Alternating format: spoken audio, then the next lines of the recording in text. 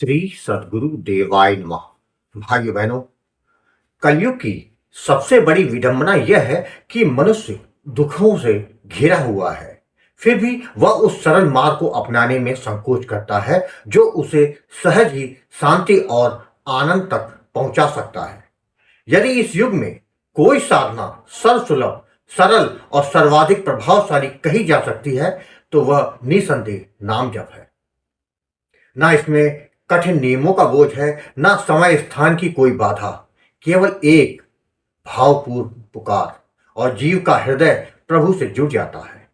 शास्त्रों के वचनों में, संतों के उपदेशों में और असंख्य साधकों के जीवन अनुभव में यह सत्य बार बार प्रमाणित हुआ है कि केवल नाम का स्मरण ही जीव को भवसागर से पार कराने में समर्थ है। विशेषकर राधा नाम यह कोई साधारण शब्द नहीं, बल्कि प्रेम का सजीव स्वरूप है।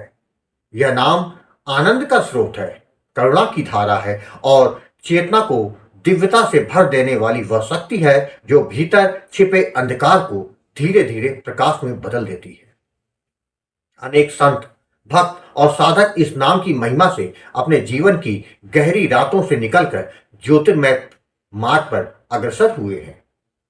जब किसी के मुख से राधे राधे की ध्वनि निकलती है तो वह केवल उच्चारित शब्द नहीं रह जाती, वह एक आत्मिक तरंग बन जाती है। यह तरंग न केवल जप करने वाले के हृदय को शुद्ध करती है, बल्कि आसपास के वातावरण को भी पावन कर देती है।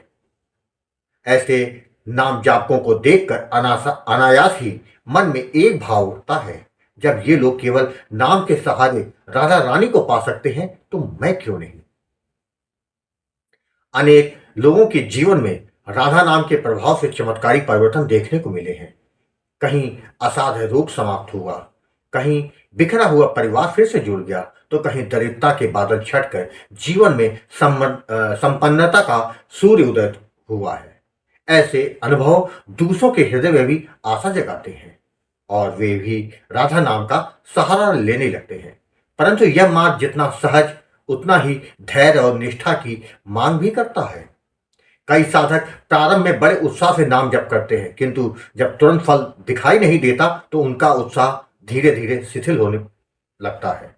यही माया भ्रम उत्पन्न करती है और साधक को डगमगाने का प्रयास करती है। ऐसे समय में यह समझना आवश्यक है कि नाम जप कोई व्यापार नहीं जहां तुरंत परिणाम की अपेक्षा की जाए।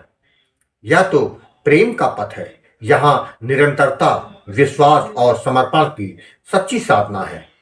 जो साधक धैर्य पूर्वक श्रद्धा से राधा नाम को अपने जीवन का आधार बना लेता है, उसके लिए अंततः राधा रानी की कृपा स्वयं मार्ग बन जाती है। आज जो कथा यह दास सुनाने जा रहा है वो कर्नाटक से सुप्रिया जी ने भेजी है, जिसे सुनकर पता चल जाएगा कि राधा रानी कितनी करुणामयी है। वही कथा यह दास आज सुनाने जा रहा है। इस कथा को जानने के लिए इस वीडियो को आखिर तक अवश्य देखिएगा। इसके साथ ही यदि आप राम नाम के प्रताप से जुड़ी सत्य कथा का आनंद लेना चाहते हैं तो हमारे दूसरे चैनल गोकुल भवन अयोध्या को जरूर देखें। मेरा नाम सुप्रिया है। मैं कर्नाटक की रहने वाली एक साधारण सी गृहस्थ महिला हूँ। मेरा जीवन भी बिल्कुल सामान्य था, ना कोई विशेष आकांक्षा, ना कोई बड़ी अपेक्षा। बस एक सरल सोच के साथ मैं अपने जीवन को आगे बढ़ा रही थी। मेरे परिवार में मेरे पति, सास ससुर और एक देवर है। मेरा ससुराल एक सुसंस्कृत और शांत परिवार है, जहां प्रेम, मर्यादा और आपसी समझ का वातावरण हमेशा बना रहा। जब मेरी शादी हुई तब मेरे मन में एक धारणा थी कि मुझे मेरे मायके से यही संस्कार मिले थे कि विवाह के बाद यदि ससुराल वाले कहें तो नौकरी छोड़ देनी चाहिए। मैं मानसिक रूप से इसके लिए तैयार थी, परंतु ईश्वर की कृपा से मेरे ससुराल वालों ने कभी भी मेरी नौकरी को लेकर कोई आपत्ति नहीं की।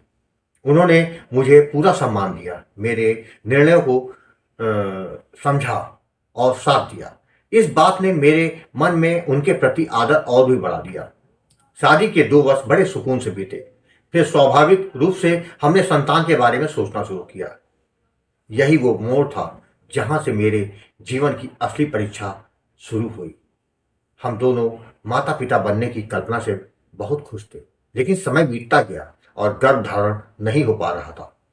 शुरू शुरू में हमने इसे सामान्य समझा, पर धीरे धीरे चिंता ने हमारे मन में घर करना शुरू कर दिया। हमने कई डॉक्टरों को दिखाया, जांचें हुई, दवाइयां चली, इलाज बनाए बदले, लेकिन कोई ठोस परिणाम सामने नहीं आया। हर बार आशा लेकर जाते और निराश होकर लौट आते। बाहर से भले ही हम सामान्य दिखते थे, पर भीतर से हम टूटते जा रहे थे। कई रात मैंने चुपचाप रोते हुए बिताई। मन में बार बार यही प्रश्न उठता था, क्या मैं कभी मां बन पाऊंगी? इसी बीच एक दिन हम मेरे पति के एक मित्र से के घर मिलने गए। बातों बातों में संतान ना होने की चर्चा निकल आई। उनकी पत्नी ने बड़े प्रेम से मेरी बातें सुनी और अचानक बोली, आप गुरुजी से बात क्यों नहीं करती? उनसे मुझे भी जीवन में बहुत मार्गदर्शन मिला है। उन्होंने मुझे गुरुजी आपका नंबर दिया और साथ ही यूट्यूब के चैनलों के नाम बताए, जहां लोगों के अनुभव साझा किए गए थे। उस समय मुझे यह सब नया नया लगा, पर मन के किसी कोने में एक आशा की किरण जरूर जगी। घर आकर मैंने सबसे पहले अच्युत प्रभात और भक्त और भगवान चैनल के कई वीडियो देखे। लोगों के अनुभव सुनकर मन को एक अजीब सी शांति मिली। ऐसा लग रहा था कि मुझे भी गुरुजी से बात करनी चाहिए। कुछ विचार मंथन के बाद मैंने गुरुजी आपको फोन किया। कॉल मिलते ही जैसे मन का सारा बोझ बाहर आने लगा। मैंने अपनी सारी परेशानी आपको बताई। गुरुजी, आपने बहुत शांत स्वर में मुझे समझाया। आपने नाम की महिमा बताई कि नाम केवल शब्द नहीं होता, वह स्वयं भगवान का साक्षात स्वरूप होता है। गुरुजी, आपने मुझे राधा नाम का दान दिया, जबकि विधि, नियम और सावधानियों के बारे में विस्तार से समझाया। आपके शब्दों में ना कोई दिखावा था, ना कोई डर, बस एक गहरी करुणा और सच्चाई थी। नाम दान लेने के बाद मैंने पूरे विश्वास के साथ नाम जप करना शुरू कर दिया। मैं मन, वचन और कर्म से जप करने लगी। धीरे धीरे मेरा मन शांत होने लगा। जो बेचैनी वर्षों से भीतर जमी थी वह कम होने लगी। मैं परिणाम की चिंता छोड़कर केवल जप में लीन रहने लगी। गुरुजी, आपकी कृपा से केवल 3 माह में ही मेरा गर्भ ठहर गया।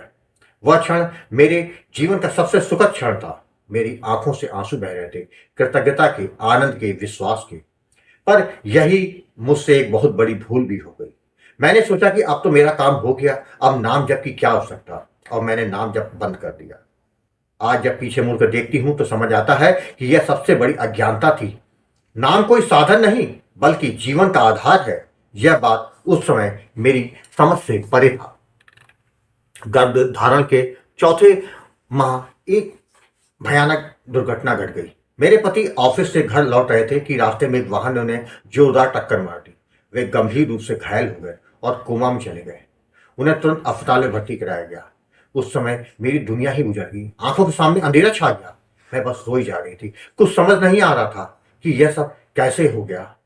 अस्पताल में मेरे पति के वही मित्र और उनकी पत्नी आई। उन्होंने मुझसे पूछा, क्या आपने गुरुजी से बात की? मैंने रोते रोते सब बता दिया कि गर्भ धारण के बाद मैंने ना तो नाम जप किया, ना ही गुरुजी से संपर्क रखा। यह सुनते ही उन्होंने मुझे डांटा और कहा, नाम जप कभी बंद नहीं करना चाहिए था, तुरंत गुरुजी से बात करो। मैंने उसी क्षण रोते रोते गुरुजी आपको फोन किया। अपनी गलती, नाम जप छोड़ने की बात और पति की दुर्घटना सब बताई। गुरुजी, आपने मुझे बहुत कड़े शब्दों में समझाया। आपने कहा, मैंने तुम्हें केवल बच्चे के लिए नामदान नहीं दिया था। मैंने कहा था जीवन भर नाम जप करना। जो हुआ यह नहीं होना चाहिए था। आपके शब्द कठोर थे, लेकिन सत्य से भरे हुए थे। मुझे अपनी गलती का एहसास हुआ। मैंने आपसे बार बार क्षमा मांगी और माफ पूछा। गुरुजी, आपने मुझे जो आज्ञा दी मैंने उसे पूरी श्रद्धा से किया और फिर से नाम जप शुरू किया, इस बार पूर्ण समर्पण के साथ। और फिर चमत्कार हुआ। केवल 3 दिन में ही मेरे पति को होश आ गया। डॉक्टर भी आश्चर्यचकित थे।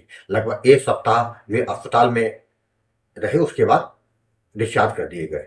यह मेरे जीवन का सबसे बड़ा प्रमाण था कि नाम जप से असंभव को संभव करने की शक्ति है। उस दिन के बाद मेरा जीवन पूरी तरह बदल गया। मैंने मन में प्रण कर लिया, अब चाहे जीवन में कुछ भी हो जाए, नाम जप कभी नहीं छोड़ूंगी। दिसंबर माह में मुझे एक सुंदर सी बेटी हुई। मैंने उसका नाम राधा रखा, ताकि हर बार उसे पुकारते समय, हर बार उसे देखते समय मैं नाम से जुड़ी रहूं।